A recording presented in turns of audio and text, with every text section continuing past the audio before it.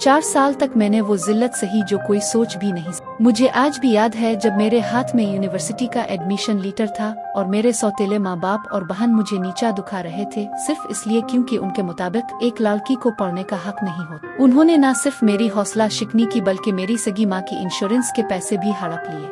मैं बिल्कुल अकेली और मायूस थी। तभी वो सीईओ मेरी जिंदगी में उम्मीद बनकर आए। मेरी बहन ने बहुत कोशिश की कि वो इसकी तवज्जो हासिल करे, यहाँ तक कि इसने खुद से ये झूठी कहानी घाड़ ली कि वो इससे प्यार करता है। मगर इसने मेरी सच्ची लगन देखकर मेरी मदद की और मुझे आगे बढ़ने का रास्ता दिखाया। उन 4 सालों में मैंने दिन रात एक कर दिए और न सिर्फ अपनी पढ़ाई मुकम्मल की बल्कि इस शख्स का साथ भी हासिल कर लिया जिसे लोग शहर का सबसे बड़ा बिजनेसमैन मानते हैं।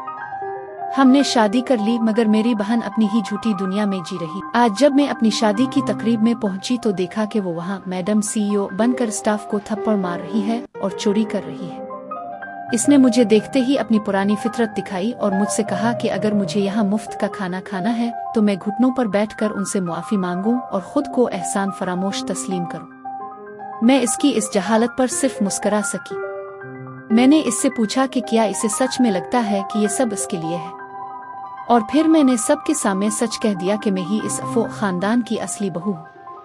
इसके चेहरे पर छाई वो हैरत और खौफ देखकर मुझे एहसास हुआ कि मेरी 4 साल की मेहनत और सब्र का फल मुझे मिल गया है।